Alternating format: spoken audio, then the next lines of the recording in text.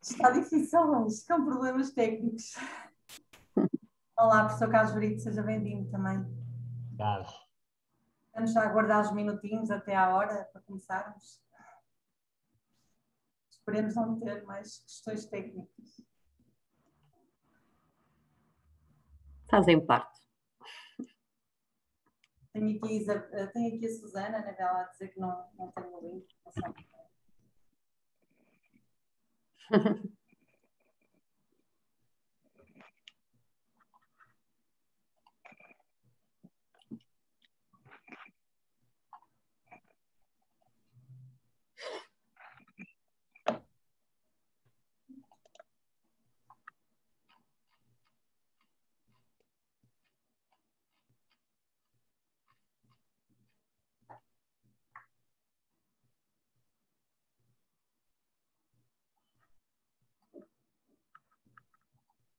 As reuniões, assim, sendo por Zoom, começam sempre a horas, não é? Para toda a gente.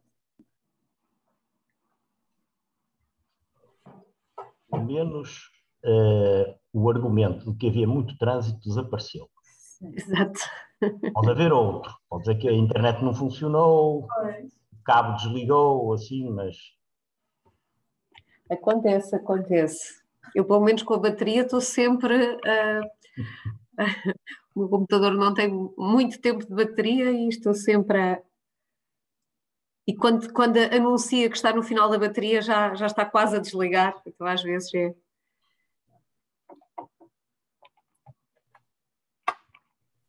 Às vezes, rapidamente. Quando utilizamos plataformas que não estamos habituados, às vezes também há ali alguma... Sim, natural. Nós aqui na Universidade utilizamos muito o Zoom e a coisa está muito estabilizada, acho que estamos todos muito à vontade. Mas depois, às vezes, outro dia aconteceu-me com o Google Meet, que eu ouvia, mas não me conseguiam ouvir a mim, que era um atrapalhado. Era o que me estava a acontecer há bocadinho, professor.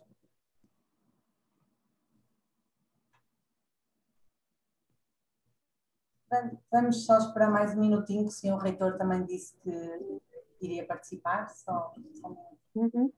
Claro que sim.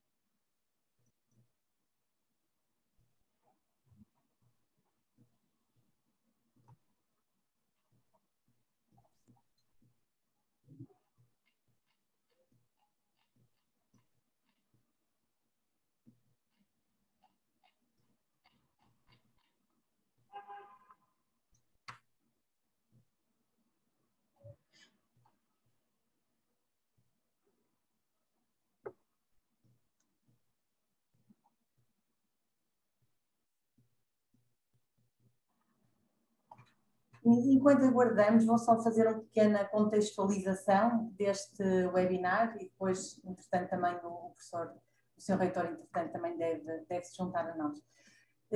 Antes de mais, boa tarde a todos. E para contextualizar este webinar, está inserido num ciclo de webinars do Departamento de Economia e Gestão, mas também no âmbito do nosso centro de investigação, que é o REMIT. E esta temática do What's Next arrancou já o ano passado, em que tivemos um webinar em que tínhamos oradores espalhados pelo mundo e a questão que se colocava ao mundo empresarial, aos stakeholders do mundo empresarial, era exatamente perceber o que é que seria o novo normal. Um ano a seguir mantemos a pergunta, o contexto já nos começamos a habituar a um novo normal, e voltamos às perguntas que continuam a ser estratégicas para as nossas empresas.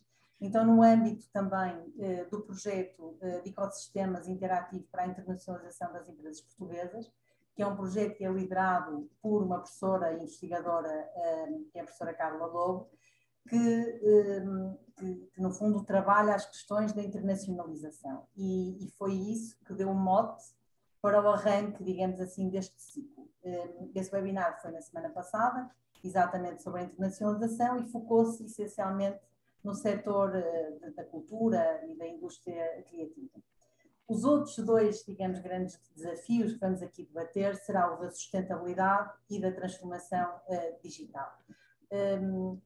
A questão da sustentabilidade é o que nos traz aqui hoje, e será esse um assunto, digamos, para a nossa conversa que temos aqui, tendo referir que é um aspecto estratégico não só para as empresas, mas é também um objetivo estratégico da presidência portuguesa da União Europeia, que também quer promover o chamado Green Deal. Por isso, hoje contamos aqui com um painel que nos vai ajudar a analisar estas questões, mas no âmbito, naturalmente, do nosso sítio empresarial e, claro, tentar desvendar um bocadinho o what's next, ou seja, o que será expectável no futuro relativamente a esta questão. Antes de passar a palavra ao Sr. Reitor, ao professor Sebastião Freire, muito obrigada, professor, por se ter juntado. Vou só rapidamente apresentar as pessoas que compõem então este nosso painel de hoje.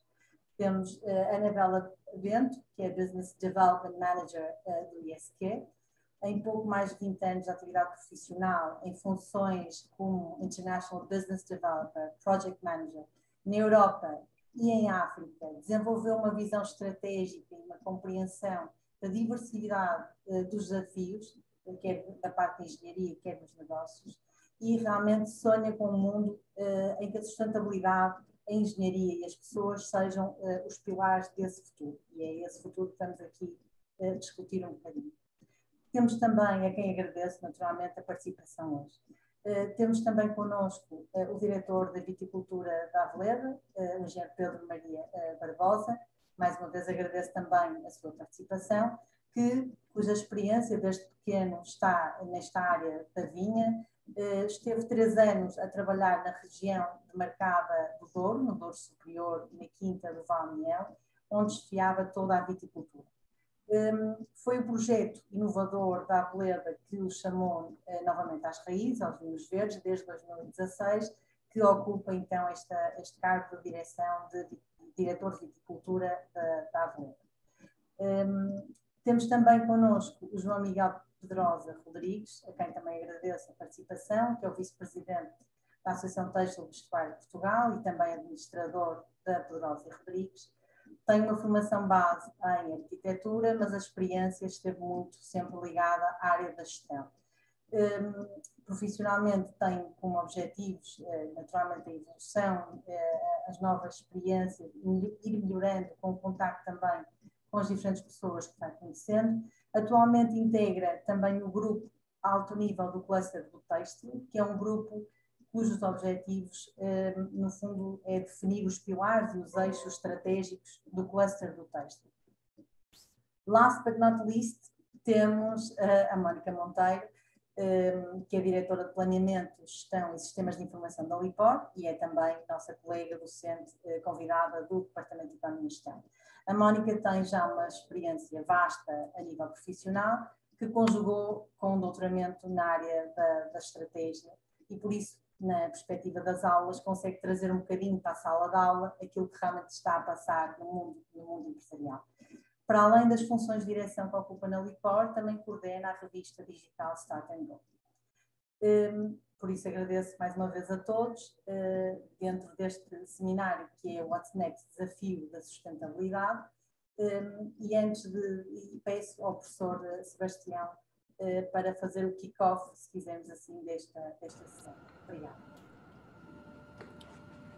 Boa tarde a todas e a todos. Cumprimento naturalmente, em primeiro lugar, os nossos convidados de hoje, a professora Chital, os colegas do departamento, o professor Carlos Brito, vice-reitor Carlos Brito, os diretores que estou a ver aqui, e as colegas e os colegas, e os eventuais convidados ou pessoas de fora que estão a participar neste redinário. Eu chamo redinário, é a minha tradução do webinar. Vejam que isto é... Eu sou a favor do novo acordo ortográfico e também da defesa da língua portuguesa. Eu gosto de traduzir as coisas do inglês para português. Enfim, vou tentando, vou fazendo o meu caminho. Mas defendendo o acordo, atenção, não misturem, porque são coisas diferentes. Quem defende o acordo, defende também isto. Não é? Bom, isto é fascinante.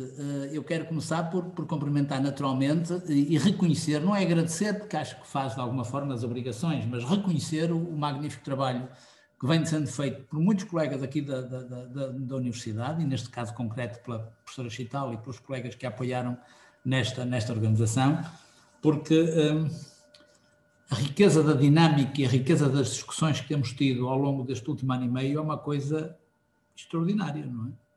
E agora cada um avalia, podem achar que não, pode haver aí meia dúzia que diga não é nada disso, não, mas não, para mim é absolutamente fascinante e extraordinário e abre caminho a reuniões difíceis de ocorrer, assumamos que não havia pandemia nenhuma, reuniões difíceis de ocorrer nesta dimensão. Sendo que a atividade presencial é muito importante, não está em causa isso, os meus colegas aqui do PT já me ouviram dizer isto umas tantas vezes, não é? Portanto, lamento, vou ter que dizer mais uma, mas em benefício de potenciais colegas que estejam fora, sejam de fora, eu sou claramente um fã do incremento que este modelo nos trouxe na nossa discussão e em ouvirmos pessoas avisadas e pessoas sábias nas várias áreas e portanto, isto é para mim muito gratificante, muito gratificante.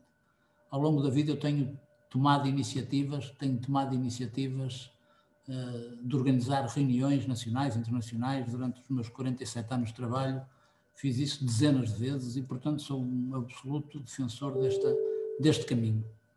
E, por exemplo, nós hoje temos aqui, estou a ver aqui com interesse, uma pessoa que está a assistir a partir de um campo de futebol, que é o Diogo Martins, não é? Se virem, bem, ele está equipado e deve estar a assistir ao webinar a partir de não sei de que estádio é, ele depois diz, mas aí está.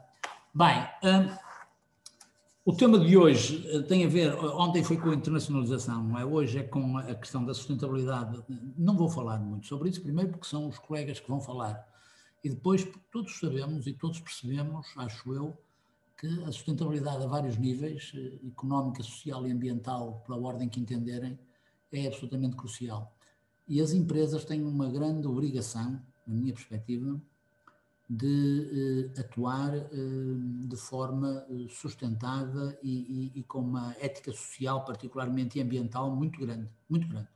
Para lá, naturalmente, que tem que defender a economia, eu compreendo-se completamente isso, é evidente, mas além disso tem que ser capazes de conjugar as exigências económicas e os seus objetivos, naturalmente, de produzir os meios de pagar os salários e de fazer investimentos, com a ética social e a ética ambiental, cada vez mais, ética ambiental. E por isso, olha, desejo-lhes... Eu hoje tenho 4 webinars, imaginem. Tenho um às 6h30, tenho um às 9 da noite. E já tive um às 3 horas, às 3h30, de maneira que estão a ver. É uma fartura. Desejo, mais uma vez, agradeço a disponibilidade dos colegas de fora, agradeço muito, fico muito sensibilizado com o interesse dos colegas da casa. Agradeço à professora Chital o trabalho que está a desenvolver, neste caso à professora Chital, felizmente noutros casos a outros, vejo ali o Fernando Moreira, que tem organizado webinars excepcionais, e portanto, é assim, vamos trabalhar, a palavra é sua ou é dos colegas. Muito obrigada, professor, mais uma vez. Pronto, assim sendo, vamos então centrar-nos na questão da sustentabilidade. Realmente a sustentabilidade tem nos últimos tempos ganho bastante relevo, quer ao nível da sociedade em geral, mas também no seio das empresas. As exigências também postas em termos legais, pelo menos em parte, justificam este papel central, mas existe uma clara preocupação, quer dos empresários, quer dos diferentes stakeholders, em garantir que a criação de valor por parte das empresas vá para além do apenas o económico e a esfera financeira, ou seja, que consiga contemplar nesta criação de valor também a criação de valor para os colaboradores, para as comunidades, para a sociedade em geral. E assim sendo, e começando com a indústria têxtil, que é um setor de atividade tradicional da nossa economia, mas que continua a ser um setor estratégico para a riqueza e ao peso que tem a nível também do nosso comércio externo. No entanto, várias vezes é apontada como sendo das indústrias, a nível mundial, mais poluentes, não apenas ao nível do próprio processo, mas a nível dos outputs também, a nível do vestuário. A ATP tem já uma iniciativa focada neste desafio, que é a ATP Sustainable Fashion for Postal Project. Mas, João, começava então por perguntar como está, em termos macro, se quiseres, a indústria, a responder a este paradigma da sustentabilidade, da economia circular. Obrigada.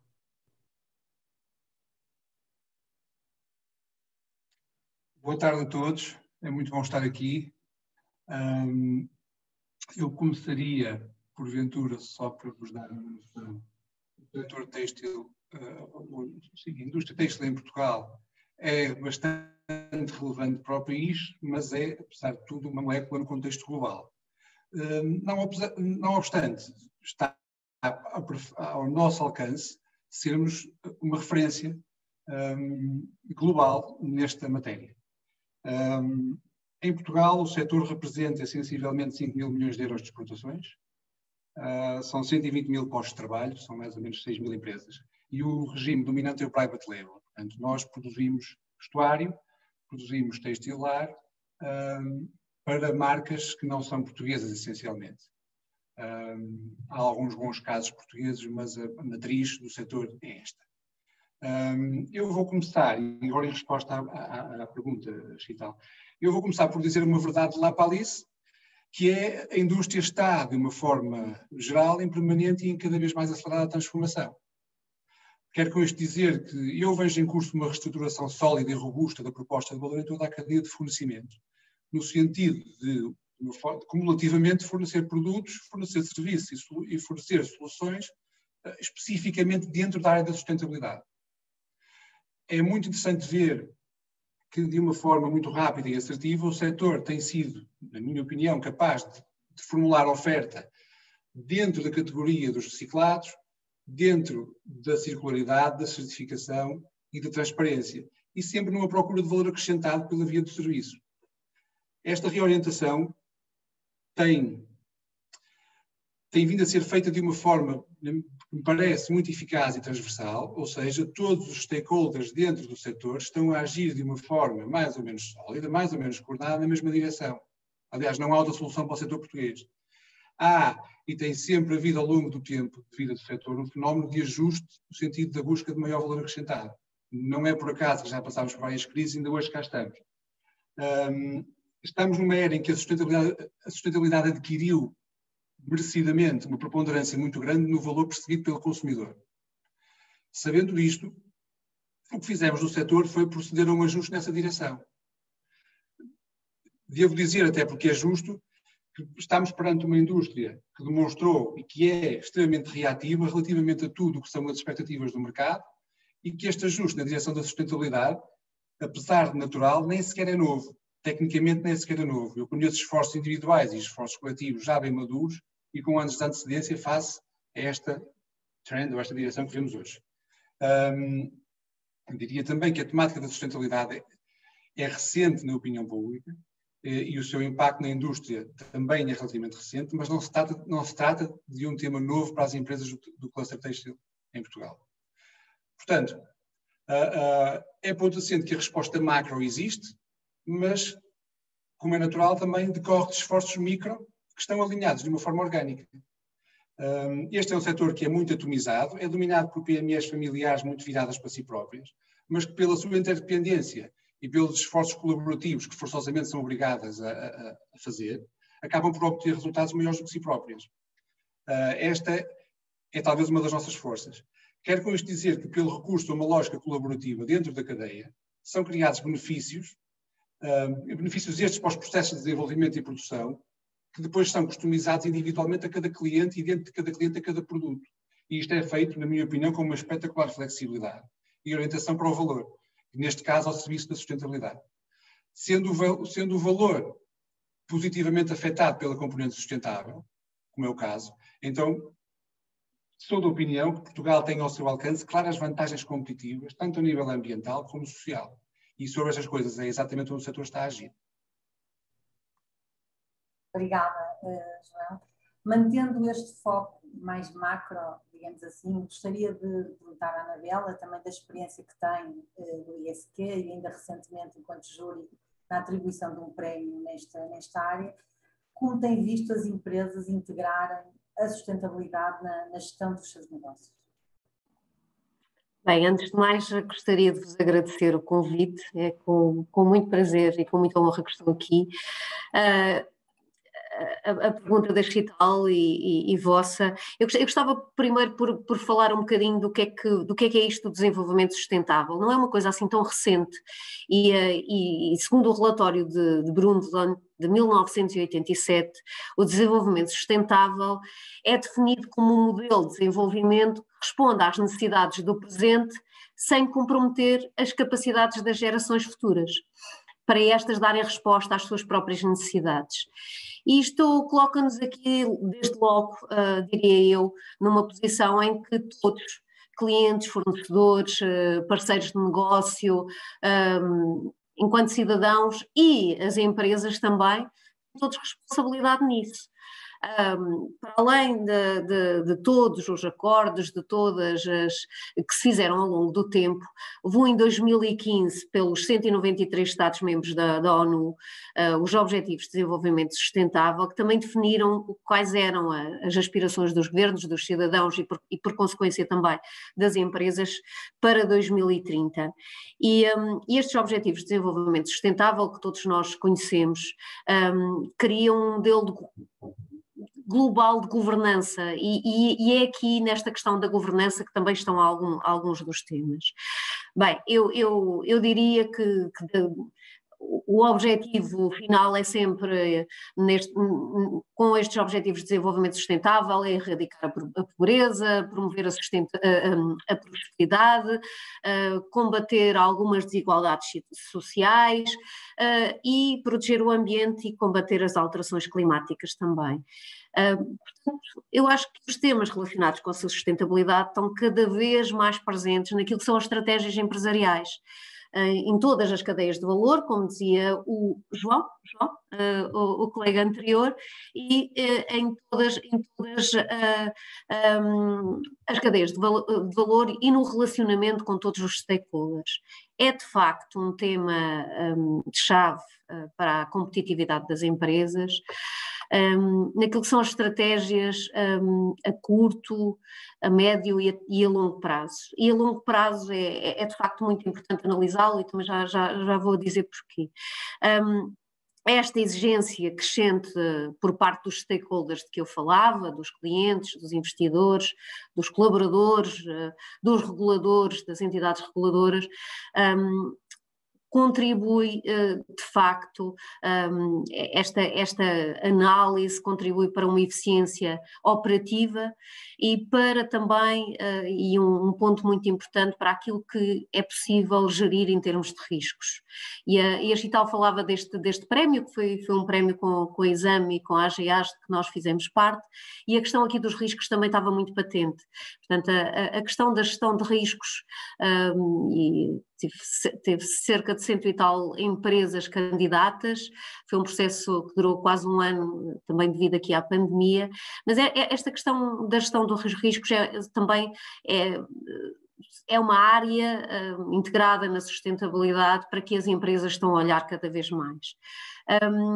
Também diria que existem já KPIs nacionais e internacionais para esta diferenciação positiva face à concorrência das empresas que apostam na sustentabilidade, obviamente na sustentabilidade económica, ambiental e social, como já falaram anteriormente, e integrando os Objetivos de Desenvolvimento Sustentável, mas para além de ser integrada, e dizia também há pouco que acho que deve ser analisada a médio e a longo prazo, ou seja, de uma forma que tem que se perspectivar duradoura, diria eu.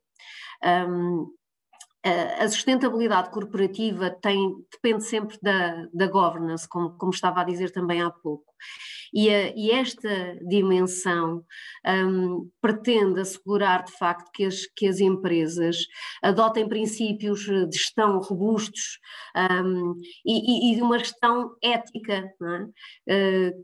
Que possa permitir cumprir tudo aquilo que são os princípios de compliance, legais, no modo como gerem as suas atividades económicas e também como gerem todos os seus lucros, tudo aquilo que daí decorre. não quero alongar muito, mas eu acho sim que as empresas estão cada vez mais a integrar a sustentabilidade na gestão dos seus negócios, até porque, em última instância, isso as faz poupar dinheiro. Mas também acho que há um percurso ainda muito grande a percorrer.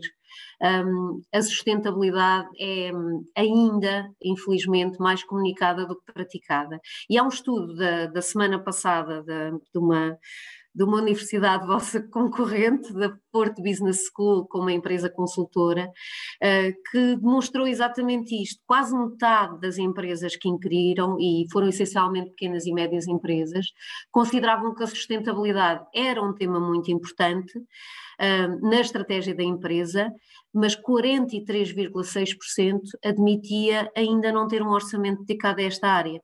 Ora, isto eu acho que é revelador. Para além disso, o estudo revelou que havia uma fatia significativa de 23% que dizia que não tinha qualquer orçamento disponível para esta área. Há um estudo também do impacto do Covid-19 na sustentabilidade e, obviamente, a pandemia não veio ajudar a estas questões.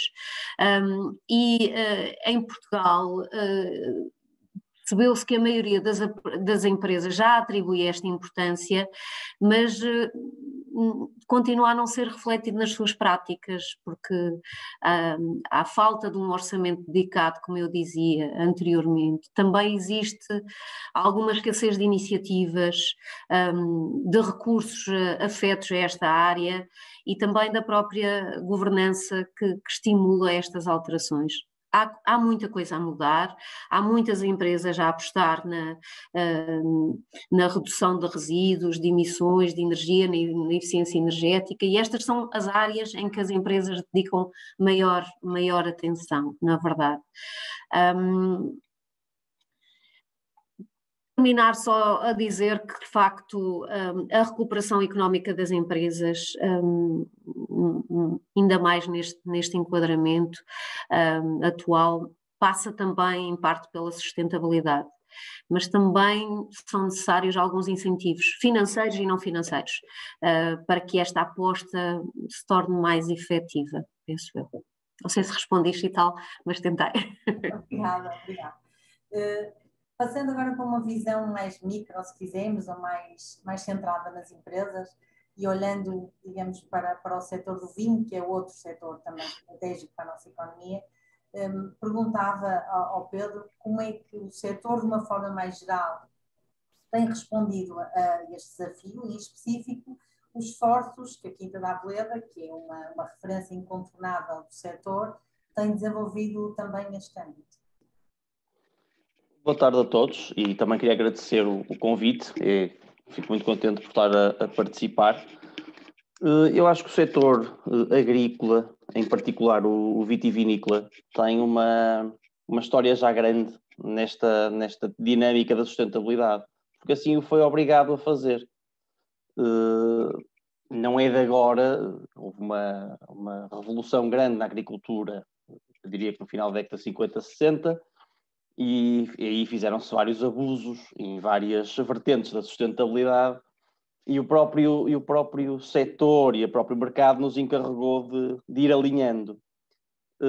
E eu diria que ali por meados dos anos 90, portanto a falar há 30 anos, ainda sem lhe chamarmos sustentabilidade nestes 3 eixos e nestas chavões que hoje em dia usamos, o setor agrícola e em particular o vitivinícola foi canalizando muito o seu trabalho nesta dinâmica. Por exemplo, na questão ambiental, já nos anos 90 havia a proteção integrada e medidas por aí fora que nos ajudavam a ir encaminhando a viticultura. Eu diria que depois da virada do milénio, o próprio mercado e os consumidores começaram a ser muito mais exigentes com o setor vitivinícola, e nós tivemos uma aceleração muito rápida na questão da sustentabilidade, não só na área ambiental, porque se calhar é um bocadinho mais visível na parte agrícola, mas também na área social, e eu dou um exemplo muito, muito simples de perceberem, na questão da desertificação do interior, por exemplo, em que se o setor não for atrativo para as pessoas, não for sustentável para as pessoas que lá habitam, não temos gente para trabalhar, e é um desafio que temos hoje em dia, é fixar pessoas em zonas rurais. A pandemia nisto até ajudou um bocadinho, porque as pessoas perceberam outra vez que a ruralidade tem vantagem. Mas é uma temática que já está muito, muito desenvolvida no setor vitivinícola, como um todo. Como digo, porque o mercado faz uma pressão muito grande há muitos anos nesta temática. E é um setor que está muito exposto à imagem, não é? Quer dizer, o vinho vende-se, apesar de tudo, é um produto que não é um bem de necessidade imediata, não é? Quer dizer, vende muito de imagem e nós fomos obrigados a ir caminhando neste sentido. Pela dinâmica do mercado e porque percebemos que a própria agricultura nos conduziu e nos ensinou que se não formos sustentáveis estamos condenados. Não há agricultura que sobreviva à falta de sustentabilidade. Portanto, numa visão macro, eu diria que é um setor que já está muito maduro nesta dinâmica. A título aqui mais micro, né? mais da Aveleda, como a Chital disse no início, eu estou cá há 5 anos, fiz agora em janeiro, numa empresa que fez 150 anos o ano passado, é um percurso curto ainda, mas percebi rapidamente que se está cá há 150 anos é porque isto é levado muito a sério e é intrínseco à filosofia da empresa.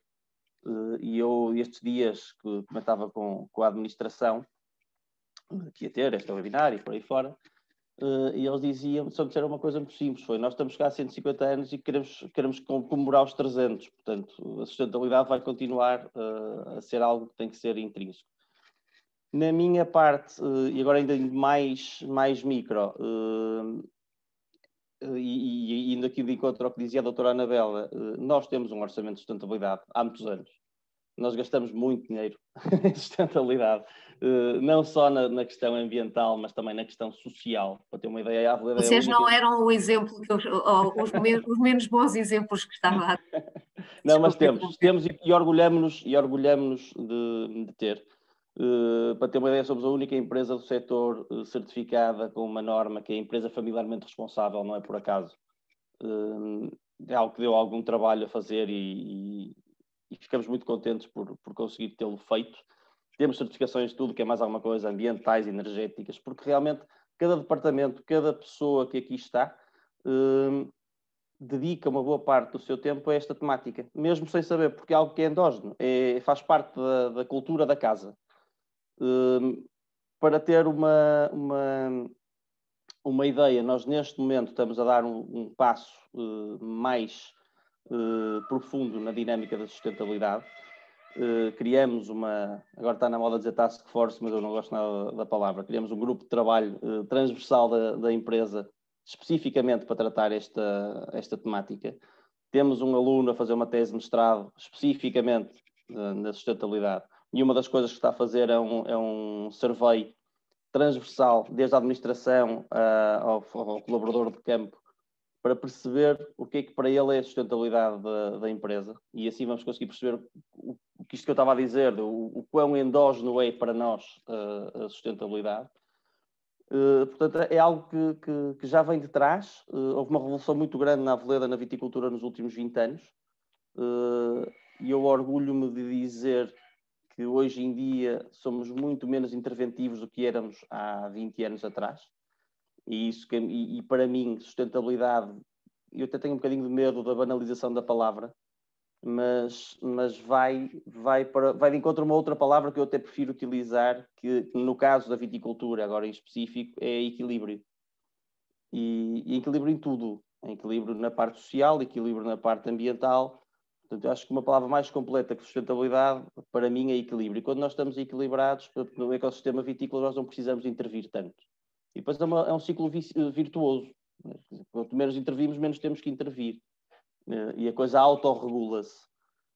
E na Aveleda estamos a chegar a essa fase. Estamos agora numa fase de maturidade muito interessante em que percebemos que menos é mais. E tem desafios, como é óbvio, temos riscos, temos medos, temos receios, temos várias coisas, mas é engraçado perceber que estamos a assumi-los. E isso é muito interessante. Obrigada. Desculpa, Ana, ias dizer alguma coisa? Não, estava só a falar alto. A sustentabilidade tem a gestão de riscos associada, necessariamente, como há bocadinho falava, não é? Portanto, é natural. Peço desculpa, foi aqui que falei. Passaria a palavra agora à Mónica e no sentido de partilhar connosco um bocadinho o que a LIPOR tem feito neste âmbito, nomeadamente subordinado à sua agenda de sustentabilidade, que tem a tal visão de sustentabilidade que vai muito para além das questões só ambientais e de economia circular. E gostaríamos de ouvir um bocadinho esse exemplo, que é um exemplo excepcional. Bom, em primeiro lugar agradecer e dizer que é com muita honra e muito gosto que estou aqui num duplo papel. Falar, digamos assim, daquilo que tem sido a minha vida já há muitos anos. Portanto, eu penso que todos sabem, mas para quem não sabe, a LIPOR não está num negócio sexy, portanto, costumo dizer muitas vezes que as pessoas acham quando põem o lixo à porta que há uns doentes durante a noite que passam e fazem desaparecer aquilo. E portanto, porque a gente não quer saber muito bem o que é que acontece, mas nós, e essa é a nossa base de trabalho todos os dias, não é? Portanto, nós servimos 1 milhão de habitantes, tratamos cerca de 500 mil toneladas de resíduos por ano, sempre numa ótica de valorizar o resíduo. Neste momento, para nós, como eu costumo dizer, aquilo que para os outros não tem valor, para nós todos os anos tem vale nas nossas contas 40 milhões de euros, portanto separem tudo, coloquem tudo, porque isso para nós significa cash in e portanto cash in é importante. A questão da sustentabilidade e da agenda da sustentabilidade, para dizer que a sustentabilidade é a nossa base, ou melhor, é a base, é o centro da nossa estratégia já desde 2004, 2005, portanto já naquela altura nós falávamos e dizíamos que queríamos ser uma organização sustentável, queríamos ser um exemplo de sustentabilidade no setor.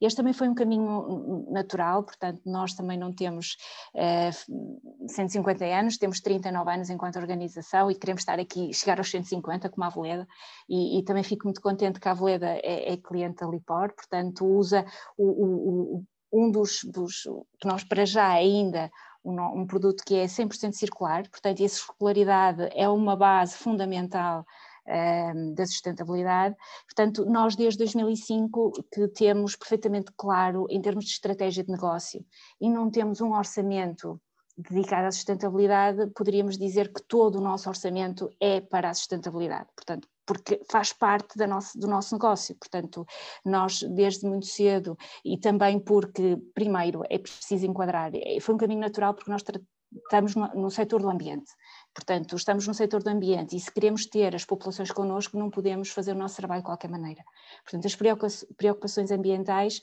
eram naturais e aconteceram naturalmente. Usar as melhores tecnologias, fazer da melhor forma, com os melhores processos, da forma mais eficiente, portanto, fazia parte do nosso negócio. O facto de sermos uma organização pública, a questão social também sempre adquiriu aqui um papel muito importante, portanto, o impacto que temos nas comunidades, o devolver valor à comunidade, o ajudar, faz parte, enquanto também organização pública, portanto, eu acho que nós acabamos por ter um bocadinho o processo facilitado para entrar dentro naturalmente naquilo que seria a sustentabilidade. E depois, claro, apesar de sermos uma organização pública e de não termos, digamos assim, como principal enfoque o lucro, nenhuma organização pública deve dar prejuízo, não é? Portanto, o objetivo é ter resultados positivos para reinvestir e dessa forma poder também valorizar o ativo daquilo que são não os nossos sócios, mas os nossos associados, que são as câmaras municipais que constituíram a LIPOR há 39 anos atrás. Nós costumamos dizer que somos pessoas, somos planeta, somos prosperidade e somos parcerias. Porquê? Porque nas pessoas temos o pilar social, quer seja a responsabilidade social interna, quer seja a responsabilidade social externa, portanto não valeria a pena olhar para fora e ficaria bem dizer que temos projetos para ajudar e temos muitos, por exemplo, as tampinhas foi um projeto que durante muitos anos ainda continua a ser importante no âmbito da responsabilidade social externa e depois esquecer quem está connosco todos os dias, portanto quem quem trabalha, quem faz acontecer. Portanto, nós temos uma preocupação muito grande com os nossos colaboradores e temos imensas iniciativas. E, por exemplo, devemos ser das poucas, ou devemos ter sido a primeira na nossa área, organização a ser certificada no âmbito da responsabilidade social, da SA 8000, portanto é um normativo muito exigente e, portanto, nós já temos e continuamos a ter já há muitos anos essa certificação. A questão do planeta, porque de facto lá está, não só pela questão ambiental, mas perceber que o impacto que temos de ter, mais uma vez, na comunidade, na envolvente, tem que ser o menor possível. Portanto, temos uma estratégia de carbono já desde 2006, que é pela mitigação. Neste momento, o que nós chamamos a estratégia 4M, que é menos resíduos, menos carbono, mais clima e mais biodiversidade, e depois também as parcerias, porque lá está, sendo uma organização pública, não podemos fazer nada sem os nossos stakeholders. Eu acho que isto é válido para qualquer tipo de organização, mas no nosso caso assume ainda uma especial importância. Portanto, aqui também, só para dar nota, somos certificados normativo A1000 e, portanto, isso obriga-nos a escutar regularmente os nossos diferentes stakeholders. Portanto, para mim, a sustentabilidade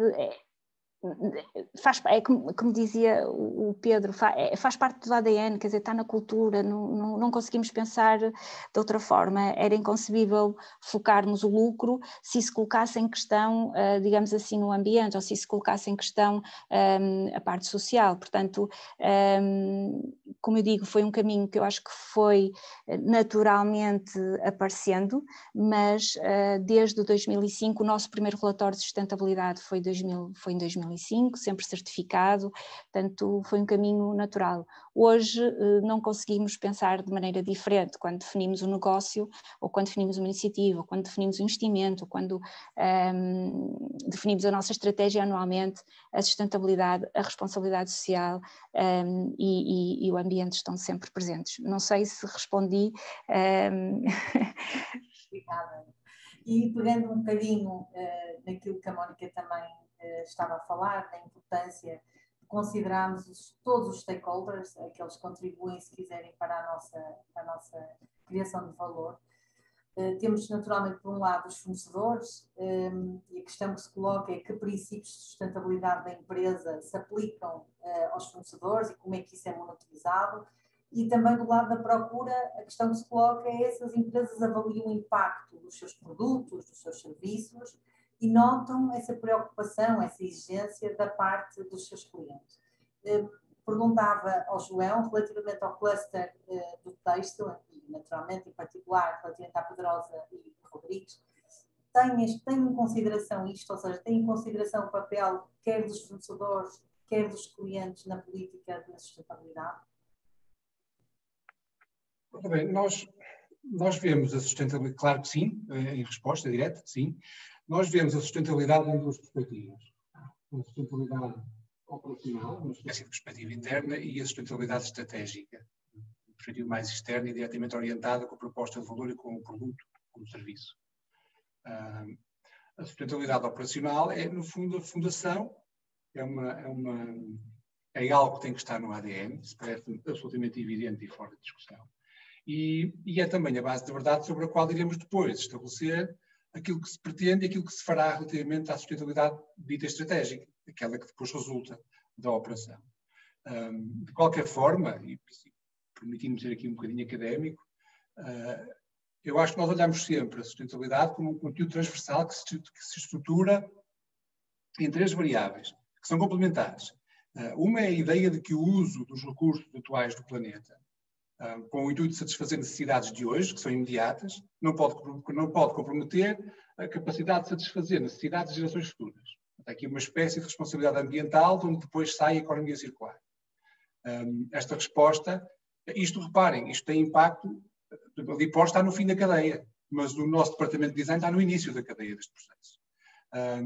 Esta resposta consiste essencialmente no intuito de que os produtos e os serviços de que dispomos, os quais foram produzidos recorrendo à utilização de recursos naturais, irão, no final da sua vida útil, retomar o seu lugar na natureza, ou de qualquer outra forma com menor impacto ambiental.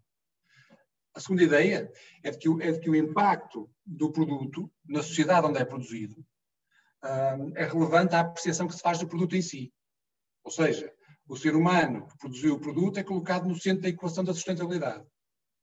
E depois, este mesmo ser humano irá promover, eventualmente, sucessivas atividades de impacto positivo no restante ambiente. Nesta ótica, o consumidor aprecia e qualifica o produto, não só nas vertentes estéticas e funcional, mas também na responsabilidade social que está diretamente ligada ao produto.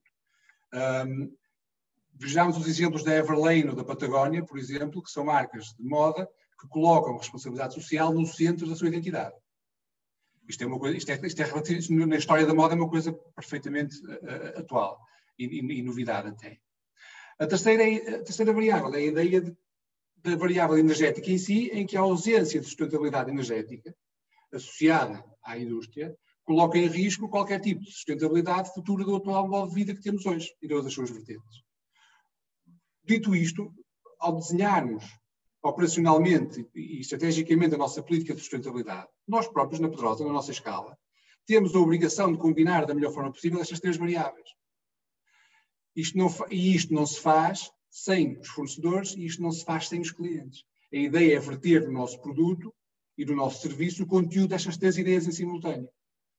Fazemos isto de uma forma colaborativa, onde juntamos o conhecimento e a ação dos nossos fornecedores e dos nossos clientes. E sabemos que sem esta colaboração, agindo sozinhos, os resultados vão ser obrigatoriamente nulos.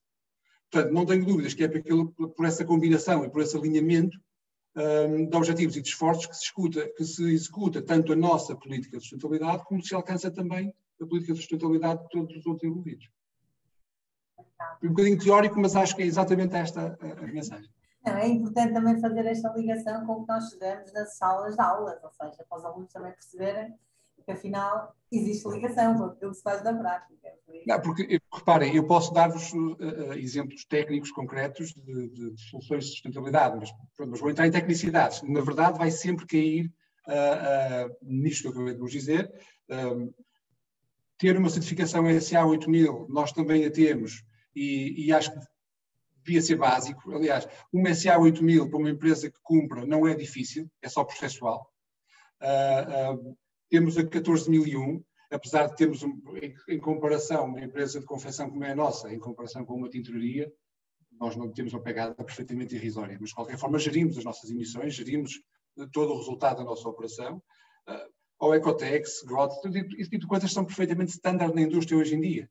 Inclusive contribuem tanto para as nossas forças como para as nossas fraquezas, na medida em que nós lutamos numa guerra sem trincheiras com o Extremo Oriente, por exemplo, onde estas coisas se cumprem, enfim, de uma forma completamente diferente da nossa.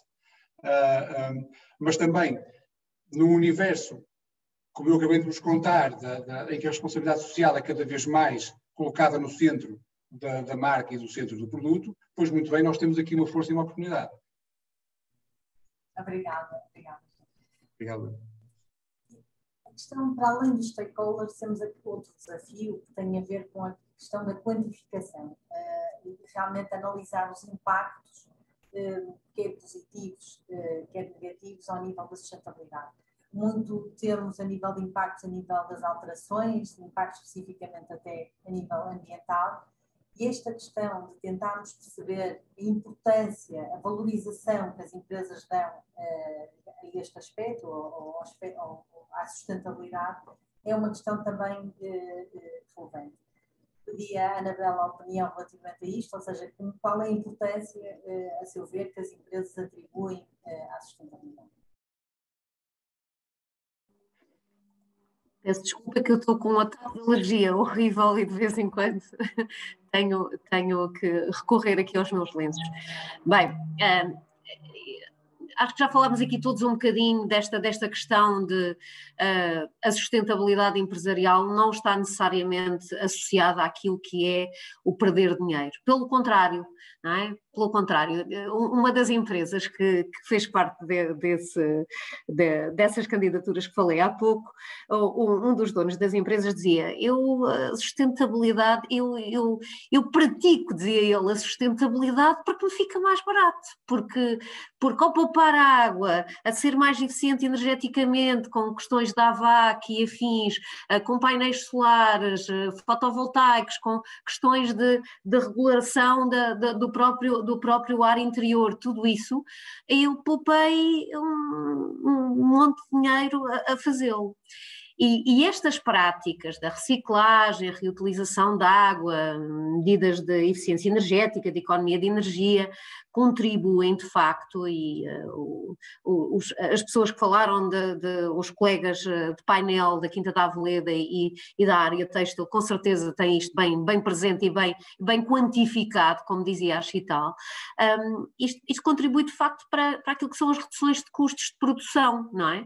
E na indústria isso é muito visível, na indústria, na hotelaria, portanto, em tudo o que está ligado ao turismo, isto é muito visível. E isto, obviamente, pode ser convertido, ainda que haja, às vezes, algum investimento a curto prazo, pode ser convertido em ganhos monetários a longo prazo.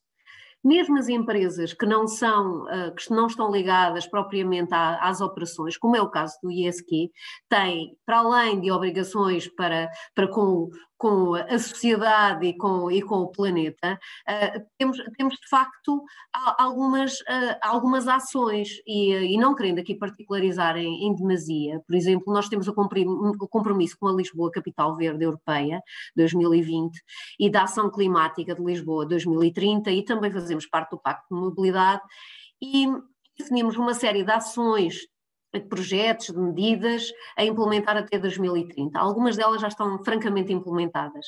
Em várias áreas, na energia, na mobilidade, na água em particular, depois também na economia circular, com a eliminação da utilização de plásticos, na cidadania, portanto, naquilo que temos enquanto obrigação de sensibilização e divulgação de materiais, depois também naquilo que é a integração multimodal em termos de transportes e poder assegurar aqui uma facilidade desta integração, uma vez que o ISQ está no Tagus Park e, portanto, não está no centro de Lisboa e tem que assegurar de alguma forma esta possibilidade.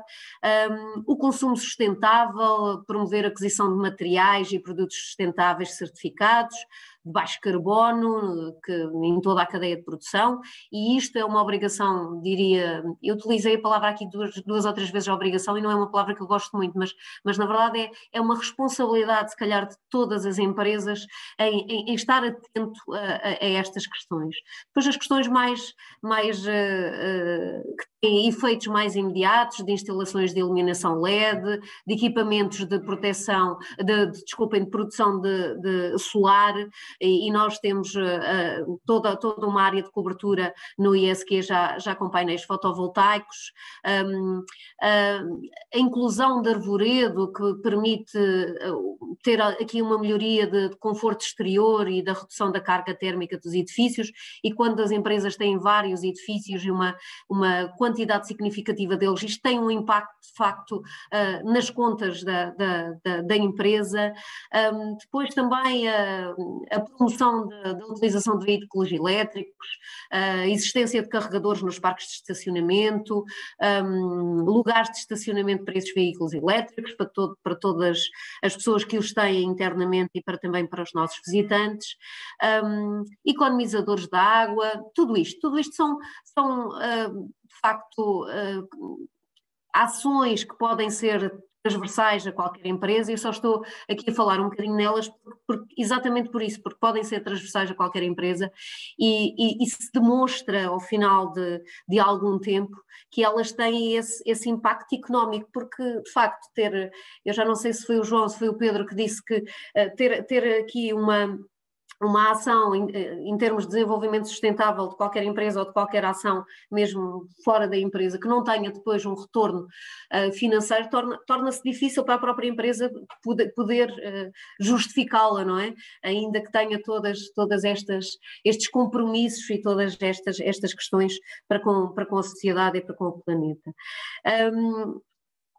Gostava também de falar aqui um bocadinho, se calhar não, principalmente os alunos não estão tão familiarizados com aquilo que é o Green New Climate Finance, porque também falei há pouco que às vezes é necessário haver aqui alguns financiamentos, algumas forças que promovam isto, e este Green New Climate Finance, a sustentabilidade, o financiamento sustentável está cada vez mais presente naquilo que são as agendas internacionais, as nacionais também, e está cada vez mais regulamentado, o que também é bom, com obrigações exigentes e com potenciais penalidades também para quem não as cumprir.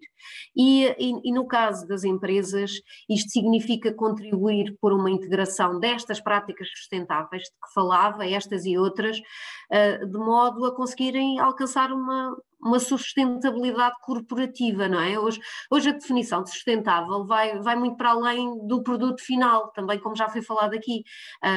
É preciso agregar toda a cadeia de fornecimento, todos os stakeholders, e inclui aspectos também como falou, e tenho que ver a Mónica anteriormente, também estes aspectos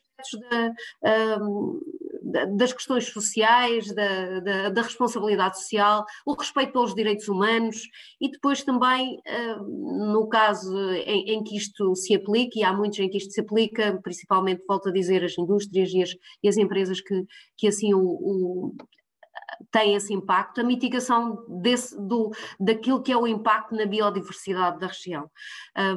E é preciso estar atento a isto, porque a biodiversidade também é uma questão muito preocupante em termos nos próximos anos. Nós não temos assim tanto tempo para olhar para todas estas questões, achamos que sim, mas não temos. A Comissão Europeia anunciou também uma estratégia renovada da Europa para este financiamento sustentável e muito mais agora endereçam esta recuperação do impacto provocado pela Covid-19. E isso também é importante ter aqui em conta. Isto para explicar que existem formas também de, muitas vezes, este investimento não ser só o investimento da empresa, mas ele ser... ter alguma colaboração, não é? Esta estratégia tem três vertentes principais: fortalecer as bases para um investimento sustentável e volta àquela questão do curto e do longo prazo, porque muitas vezes as empresas estão focadas naquilo que é o desempenho financeiro a curto prazo, e o desenvolvimento a longo prazo e as oportunidades e estes desafios da sustentabilidade têm que ser analisados. É certo que mais uma vez a pandemia trouxe a necessidade de nos focarmos também a curto prazo, por questões que todos conhecemos de enquadramento difícil, mas podemos hipotecar a própria vida da empresa se não olharmos para ela nestas questões de sustentabilidade e a longo prazo. Por outro lado, também é necessário aumentar as oportunidades deste impacto positivo naquilo que é a sustentabilidade para os cidadãos, que também já falei, e as empresas também têm aqui um papel importante na criação de ferramentas, nas questões do financiamento, da captação de financiamento verde e o Green Deal, que a Chital já falou, também é um bom exemplo para promover não só o impacto na empresa, mas também na comunidade, na cidade onde estiver inserida. Last but not least, a questão da integração, mais uma vez, da gestão de riscos, e incluía aqui os riscos ambientais e os riscos climáticos,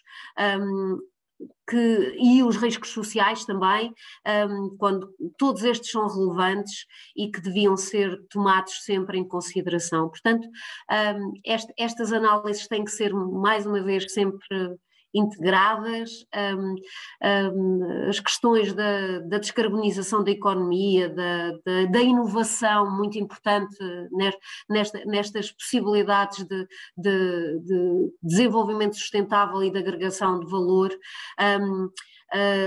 da economia circular, de capacitar pessoas para estas questões da sustentabilidade, dos green jobs, tudo isso.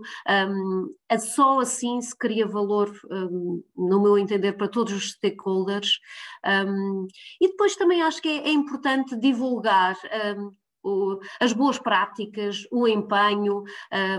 Temos aqui empresas que têm essas boas práticas, isso é bom, e é importante divulgá-las também, acho que para a sociedade, cada vez mais, porque eu tive uma agradável surpresa, enquanto, como disse o IESC, que foi júri deste prémio, tive uma agradável surpresa naquilo que há em termos de PMEs a constituírem boas práticas, e não só ligados à indústria ou à hotelaria ou ao turismo, mas até empresas que pensamos que às vezes não o fazem, não é? As empresas de consultoria, tecnologia de informação, e que estão muito espertas para isto. Isto é revelador e paradigmático, pelo menos da visão que temos para estas questões, e ainda bem. Ainda bem, um longo percurso a percorrer ainda, como dizia na primeira parte, mas acho que já estamos bastante espertos. Obrigada. E pegando aqui em alguns aspectos que foram focados, cruzam-se aqui várias variáveis, várias questões, e há aqui duas questões que me parecem que poderíamos explorar um bocadinho. Por um lado, como é que as empresas fazem a seleção das suas estratégias de sustentabilidade, ou seja, com base em critérios é que optam por uma coisa ou por outra, e por outro lado a questão da avaliação, ou seja, como é que é avaliado o sucesso dessas estratégias. E assim sendo, esta primeira questão, digamos assim, relativa aos critérios que são utilizados, passava para o Pedro, no sentido de tentar perceber, ou eventualmente até no caso da Aveleda, com base em critérios é que esta seleção é feita. É relativamente fácil de explicar, e vem um bocadinho ao que eu já tinha dito na primeira intervenção. A Aveleda está aqui há 150 anos. É uma empresa de capital 100% familiar.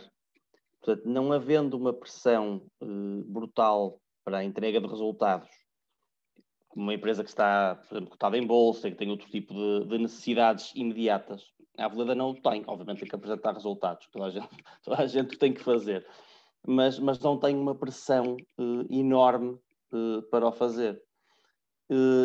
E lá está, por ser uma empresa de capital 100% familiar, onde a comunicação é fluida, é relativamente fácil para todos os acionistas perceberem que estas questões nem sequer são discutíveis, não há aqui um critério escrito, quer dizer, é assim porque nós somos assim.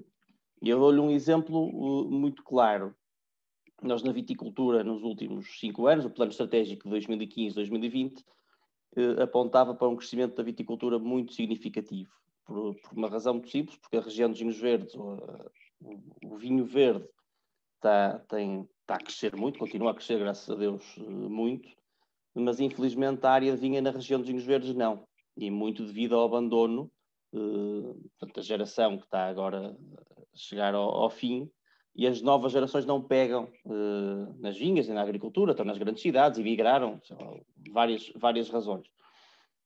E criava-se aqui algum risco. Há 5 anos atrás, quando olhamos para isto, estávamos demasiado expostos a este risco e optamos por aumentar a área própria de vinha de uma maneira significativa. Ao fazê-lo, isso é um investimento muito, muito grande, ao fazê-lo está definido que há uma parte destas verbas que são pensadas para, o que dizia a doutora Anabela, e bem, para a biodiversidade, para a criação de corredores ecológicos, um ecossistema menos agressivo, portanto, não ser aquelas manchas de monocultura. Temos aqui zonas em que abdicamos de vinha para ter outro tipo de presença biológica. E para ter uma ideia, nestes últimos anos, neste plano estratégico, nós estamos a plantar, em média, entre 3.500 a 4.000 árvores por ano nas bordaduras das nossas vinhas. As árvores não dão uvas, né? Quer dizer, não dão vinho. E vão demorar 20, 30, 40, 50 anos a chegarem ao seu desenvolvimento pleno. Portanto, olhando para isto, uma estratégia de curto prazo é um tiro no pé.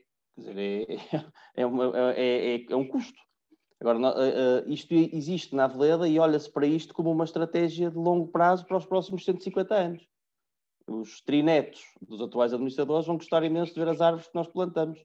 Portanto, vão se sentir muito mais seguros a perceber que tudo isto foi pensado numa estratégia de longo prazo e vem muito por aí. Portanto, os critérios que a Chital me perguntava, não há um critério definido, que há uma postura perante a temática. E nós sabemos que tem que ser assim para atingirmos o longo prazo. Obviamente que há também uma pressão, há é o que dizia, uma pressão de resultados, mas é uma pressão de resultados que inclui isto. E isto é um resultado que é intangível no curto prazo, mas nós sabemos que vai ser muito tangível daqui a uns anos. Portanto, é muito nesta ótica. É o que eu digo, quer dizer, ou se tem ou não se tem. Não se compra sustentabilidade. Né? Isto tem que estar dentro dos colaboradores, das empresas, das organizações, dos administradores, tem que ser transversal, senão não funciona. Obrigada. E passava agora para a Mónica a questão mais relacionada com a avaliação, ou seja, tentar perceber, no caso da Liporcom, por exemplo, como é feito esse estudo posterior, ou esse estudo de follow-up, para tentar perceber fazer essa avaliação. Bom, nós costumamos dizer que aqui a questão é garantir que eu hoje sou mais sustentável do que era ontem. Portanto, neste sentido de melhoria contínua, porque isto é um caminho, não é? Portanto, não se consegue, como dizia o Pedro, então plantar árvores hoje e os resultados vão ser visíveis daqui a muitos anos. Portanto, lá está a questão do longo prazo. O follow-up, no nosso caso, é feito e para os diferentes pilares da sustentabilidade e para os diferentes eixos estratégicos de variadíssimas formas. Portanto, nós começamos por ter um conjunto de indicadores, KPIs, no âmbito do nosso Balance Scorecard, que nos permitem medir, digamos assim, se estamos a cumprir aquilo que são os nossos objetivos e que são as nossas metas, que são definidos sempre num princípio de triênio e revistos anualmente. Portanto, nós temos indicadores, por exemplo, temos um indicador em que fazemos um inquérito independente à comunidade que servimos para perceber se continuamos a ser vistos como uma marca socialmente responsável. E aqui estamos a medir diretamente na fonte se realmente o nosso trabalho está a ter um resultado positivo, está a atingir aquilo que é pretendido. No caso dos colaboradores, quando fazemos os inquéritos de clima social ou quando ganhamos o índice de excelência no trabalho, que ganhamos vários anos, ou o prémio PME também já ganhamos. Portanto, também nos permite avaliar se estamos de uma forma independente, porque aqui é importante manter essa independência, se estamos no caminho certo.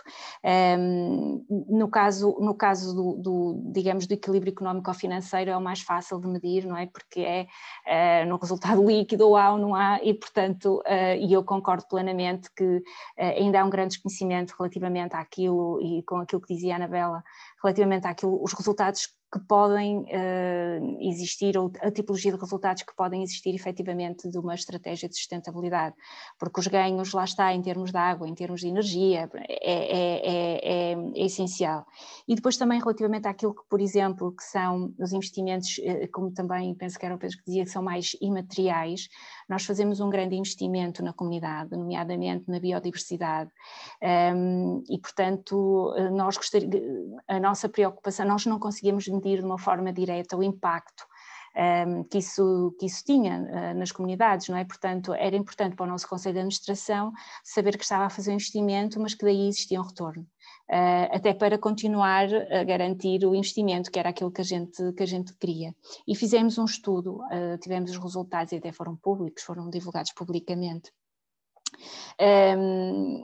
Agora, penso que, não sei se já foi este ano, se foi no final do ano passado, qual é, no fundo, qual seria o resultado gerado, o valor gerado pelo investimento que nós fizemos em biodiversidade, e portanto estávamos a falar aqui de um investimento de 7 milhões de euros ao longo de alguns anos, e a verdade é que há um retorno, há um valor criado 12 vezes superior.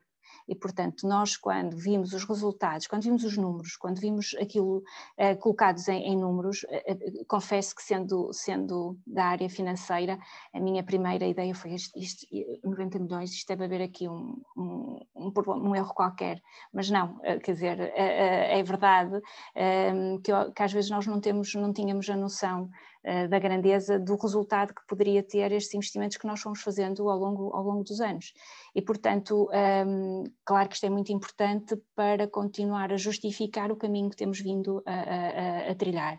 Também dizer que, apesar de todo o investimento, continuamos a ter sempre resultados líquidos positivos e a valorizar o ativo, portanto, há uma valorização, por exemplo, nós não conseguimos ter, também fizemos, foi um outro estudo, a valorização de quanto é que valeria a marca Lipor. E toda a gente nos perguntava, mas vocês são uma associação de municípios, porque é que querem saber isso? Porque se fazemos investimento é importante saber, e também os valores, pronto, eram bastante interessantes, e estas são as diferentes, há sempre essa preocupação, investimos, mas queremos perceber qual é o impacto gerado e de que forma é que isso está a ter efetivamente retorno ou não. E há muitas formas. Os sistemas de gestão são uma forma, não é? Quando nós somos certificados e temos que definir sempre metas anuais e somos auditados por auditorias independentes, e sobre isso a melhorar. Portanto, eu acho que é sempre esse princípio, garantir que hoje somos mais sustentáveis do que fomos ontem, tentando fazer o melhor que podemos, porque isto não é fácil, nem tudo é fácil, mas também era como diziam, se houver um compromisso do topo da organização até à base, não sendo fácil, mas é realizável.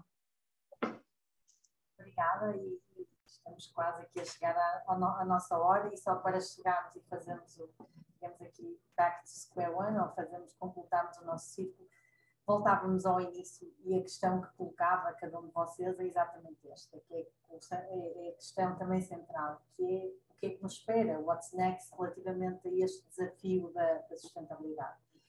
João, a tua opinião, o que é que te parece, quais são as expectativas futuras relativamente à sustentabilidade na área do têxtil? Sim, eu acho que nós na área do têxtil, Portugal já há muito que não pode ter na proposta de valor o preço baixo, como tinha, por exemplo, no final da década de 80. Tudo isso mudou, felizmente. E, portanto, o valor acrescentado e o saber, o know-how criado é o caminho de viabilidade do futuro no setor. E nesta perspectiva, a sustentabilidade é uma oportunidade de reinvenção deste setor. Esta reinvenção, eu julgo que tem um potencial enorme de ser de base tecnológica e irá, inclusive, afetar o modelo de negócio em si. Isto vai obrigar as empresas a integrarem novas competências e fazerem ajuste ao seu modelo interno de negócio. Um processo similar ou análogo foi feito há 30 anos com as variáveis da altura, e vamos fazê-lo outra vez com as variáveis de agora. Esta é a minha premonição sobre o que vai ser o futuro. À parte da sustentabilidade associada ao produto, eu acho que ainda não é claro para que lado está o horizonte que devemos perseguir. Nós, setor têxtil em concreto, uma vez que as transformações têm sido muito grandes, tanto em intensidade, mas ainda há até um clima de uma evolução excessiva. Parece-me que tanto as marcas como nós, fabricantes, estamos a tentar acompanhar as constantes mutações que o mercado tem sofrido e até das expectativas do consumidor, que é quem manda no mercado. Mas agora com um novo fator que poderá fazer toda a diferença, que é esta vertigem com que a realidade acontece atualmente, vem obrigar as empresas a uma reatividade e a um contorcionismo a que provavelmente não estávamos habituados.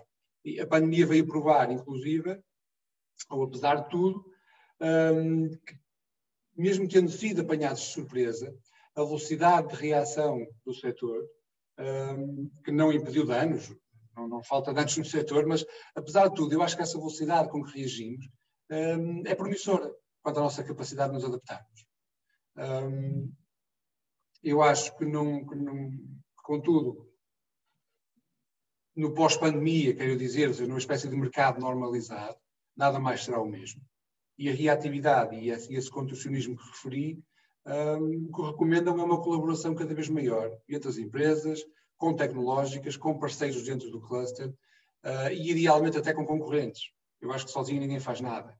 E este caminho de inovação, nós temos mesmo que nos recusar a caminhar sozinhos, e esse talvez seja um dos maiores desafios, mas é também uma das nossas maiores oportunidades. Só para ser um bocadinho concreto, para entenderem, pode ser que para alguns possa ser novidade. Ocorrem alguns fatos meios aleatórios, mas que ajudam a perceber que o futuro mantém de facto tudo em aberto. Por exemplo, 1 quilo de fibras de algodão consome 6.000 a 27.000 litros de água e é responsável por 25% do uso mundial de pesticidas per capita. Isto é brutal. A alternativa do algodão orgânico, em que poupamos a parte dos pesticidas, dos químicos, na medida em que não foram usados, não resolvemos a água e temos um problema adicional que é o da capacidade. Há um problema de capacidade de produção. Se de repente toda a gente pedisse orgânico, não ia haver quem produzisse tanto orgânico. Na verdade, a resposta à procura do aumento orgânico tem sido feita pela sobreprodução dos campos existentes. Estamos num processo rapidamente a chegar a uma fase em que não vamos conseguir ter fibra que chegue para a procura. E já estamos a sentir os aumentos dos preços. Quando andamos um bocadinho mais à frente e chegamos à reciclagem, quando reciclamos malha para fio, porque eu estou a pôr a fasquia na ótica em que nós fazemos circularidade, fazemos reciclagem, mas não descemos de categoria. E, portanto, quando eu reciclo malha em fio, até 4% de elastano, eu ainda consigo reciclar, ainda que vai aparecer em forma de contaminação, esse elastano. Mas mais do que 4%, eu, por exemplo, já não consigo reciclar essa malha em fio. Já só dá para subproduto. 80%, para terem noção, 80% das peças de vestuário hoje são feitas com várias fibras, com multifibra. Isto faz com que não são efetivamente recicláveis em novos produtos de moda. Apenas subproduto. Dá para isolamento acústico, enfim. Mas o valor perdeu-se. Nesse caso, teríamos uma sustentabilidade que é meia manca, que é incompleta. Portanto, que seria um nível mais baixo. Hoje é possível, a reciclagem é efetiva e real com monofibra. Eu estou a usar uma t-shirt azul, feita para Helmut Lang, que é um cliente nosso dos Estados Unidos, que é feita com algodão reciclado. Nós recolhemos os excedentes de corte do primeiro algodão que usamos, que era virgem, e esses excedentes que representam 20% da produção são reprocessados com adição de fibra nova em malha reciclada, e essa malha reciclada voltou a dar produto que tenha o mesmo valor de mercado do anterior. Há, contudo, uma fragilidade aqui, apesar de tudo, é que o algodão consegue fazer isto uma vez. Quando esta peça for reciclada no futuro, já desceu de categoria, portanto já não conseguimos, porque a fibra perde características, já não conseguimos voltar a fazer fio com ela. Então há sempre este milhão de coisas que interferem com o processo. Se formos pensar poliéster, por exemplo, o poliéster com calor consegue reciclar vezes sem conta, mas cria o problema da recolha. Portanto, só temos esta possibilidade de reaproveitar indefinidamente o poliéster ou outras fibras do género, desde que sejamos capazes de capturar as peças e reintegrá-las numa cadeia que as recicla. Já há exemplos destes a serem feitos, mas onde as peças, por exemplo, vão em contentor em pós-consumo, vão ao Bangladesh e vão a países desse género, onde há pessoas no chão a cortar, a tirar os botões, a tirar os interiores que são noutra composição qualquer. Lá está, mas estamos numa circularidade que está aqui escondida, né? que tenha uma mochila de coisas que não são assim tão sustentáveis. Em resumo, a minha perspectiva é que ainda estamos muito longe de dar uma resposta clara, uma resposta honesta e até cabal a esta recentemente adquirida consciência ambiental do consumidor. É claramente uma dificuldade, mas também parece que há aqui uma oportunidade. Tecnologicamente, eu julgo que já há ações de pesquisa, de desenvolvimento de reciclagem em multifibras com base em enzimas e em processos químicos que replicam a natureza, e esses processos sendo maduros, eu acho que temos aqui uma forma mais sólida de dar passos. Caso contrário, ainda há muito espaço para greenwashing, na verdade, que eu acho que é o que tem dominado a comunicação. Obrigada, João. Passava a palavra à Anabela e a questão é a mesma, não é? What's next? Bem, eu se calhar vou analisar isto aqui de uma forma mais macro, não é? E em termos de análise de sustentabilidade empresarial e daquilo que me parece que pode ser uma forma de olhar para o futuro. O João falou aqui, e ia pegar já nas palavras do João, e estava aqui até a apontar para não me esquecer, nestas questões associadas às enzimas e à capacidade de reciclagem na área têxtil. Conheço alguns projetos e, na verdade, esta é uma das questões que eu acho que é importante, é esta mentalidade de mudança. E a importância da inovação e dos mecanismos que levam a essa inovação, a essa nova forma de olhar para os processos, para todas as cadeias, para tudo o que é toda a cadeia de operações e não só,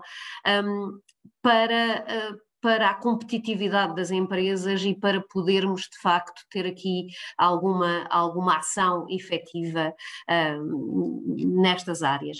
Eu acho que, de facto, as nossas mentalidades e a mudança de mentalidades é aquilo que é mais importante mudar nos próximos tempos. Eu não acho que seja uma coisa recente, como diz o João, mas eu acho que tem que ser urgente. Eu acho que ao longo da próxima década, e se calhar estou a ser aqui um bocadinho pessimista, mas embora eu acho que não, daquilo que conheço e do que sei, do que está a acontecer em termos climáticos e ambientais, ao longo da próxima década, de facto, temos que desbloquear esta mudança a um ritmo que até agora não temos conseguido. E não basta saber o que se fez. A Mónica falava aqui dos KPIs também e daquilo, de alguma forma de analisar este impacto naquilo que é o investimento e o capital natural. De facto, já existem algumas entidades internacionais que fazem essa avaliação e têm algumas métricas para avaliar este investimento naquilo que são estas medidas e no próprio capital natural, no impacto gerado por isso, mas ainda é difícil de quantificar e, portanto, muito difícil de rebater ou de argumentar num relatório financeiro. Cada vez mais estamos aí, mas ainda é difícil. E se o pudermos fazer, e como a Mónica dizia muito bem, vai-se perceber que esse impacto, apesar do investimento, ainda consegue ter lucros na empresa, porque esta análise é tão importante que tem que ser feita de alguma forma, e para isso temos que aceitar estas necessárias mudanças de mindset, às vezes radicais, em todas as partes da sociedade, e estas partes todas da sociedade incluem as empresas, não é? Eu diria que há, e aquilo que vou transmitir a seguir não é uma análise minha, mas resultado de muitas coisas que li muito nesta questão da sustentabilidade empresarial e das diretrizes que há a nível mundial, que é esta questão da reinvenção, de gerar retornos a longo prazo, mais uma vez, e insisto nisto, com modelos transformadores que recompensam de facto esta verdadeira criação de valor, em vez da extração pura de valor, não é? Depois também a resiliência, mais uma vez a longo prazo, e isso significa que as empresas têm que antecipar, abraçar, adaptar-se a mudanças, às alterações, a fim de salvaguardar este sucesso a longo prazo. E mais uma vez volto a falar da inovação, que é importante para esta adaptação. Nós temos muita resistência à mudança, na verdade, mas se não mudarmos também não vai acontecer nada de novo e não vamos conseguir levar isto a bom porto.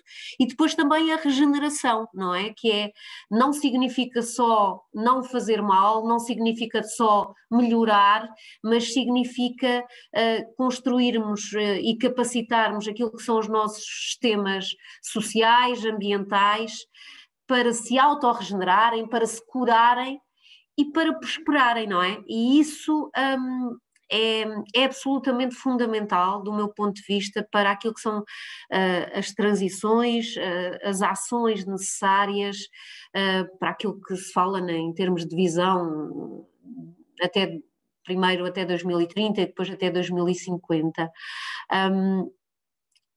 Para rematar só, voltar a dizer que acho que este desafio é um desafio enorme, temos pouco tempo, insisto nisto, temos pouco tempo para mudar esta mentalidade e, em última instância, a sobrevivência das empresas e das pessoas está linkada a isto. Portanto, a responsabilidade é de todos nós, inclusive é dos alunos que estão aqui e que nos estão a ouvir. Obrigada e obrigada por essa nota. Passava a palavra ao Pedro, também com a mesma questão.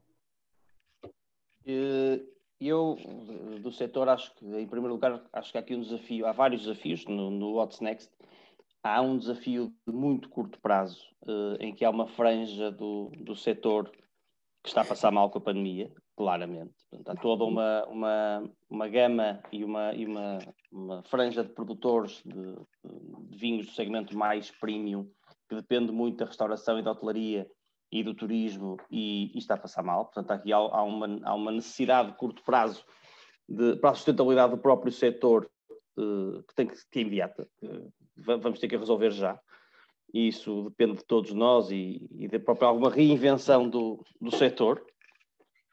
E depois há o continuar de todo este trabalho para termos mais 150 anos de prosperidade. E eu diria que há aqui 2 ou 3 desafios que eu gostava de salientar.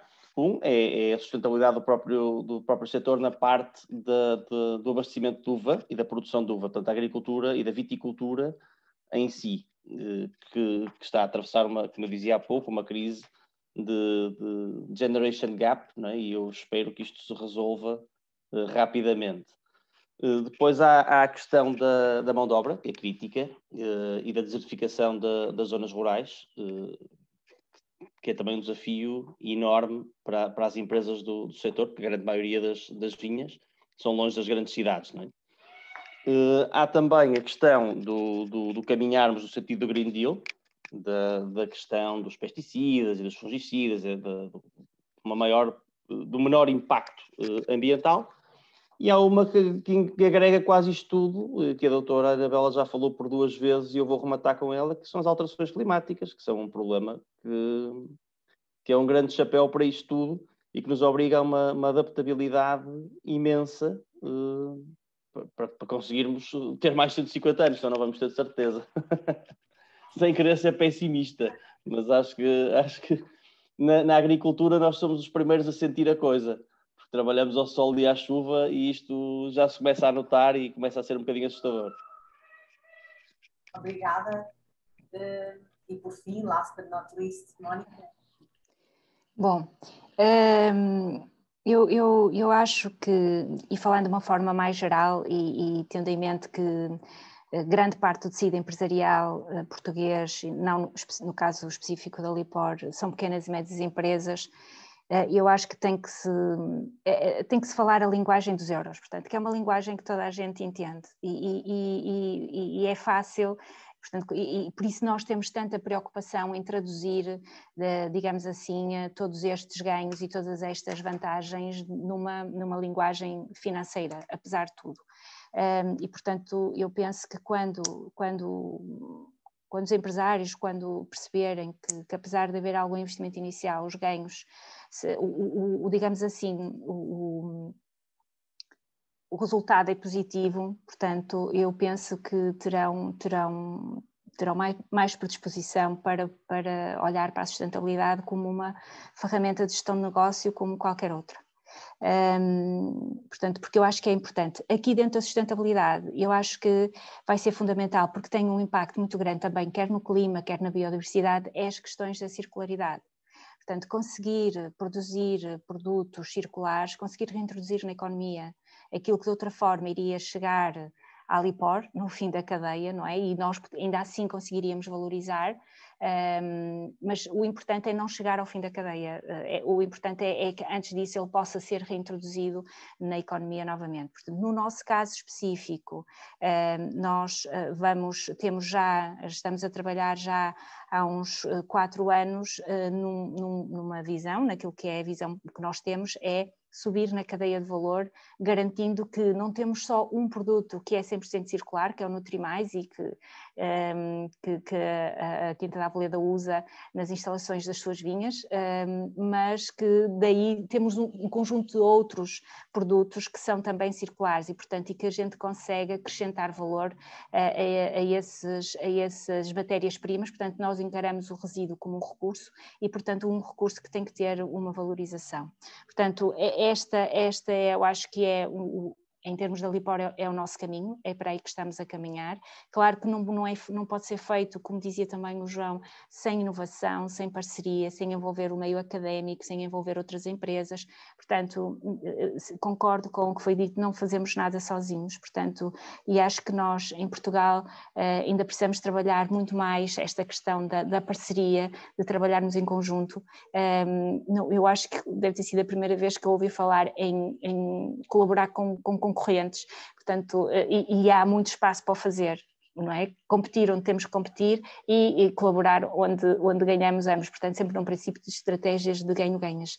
Portanto, a sustentabilidade é uma ferramenta de gestão de negócio, é uma visão para o negócio, é rentável, porque no fim do dia quem tem um negócio, eu percebo que tem que ir ver, tem que sobrar, não é? Portanto, não pode ser só uma negativa.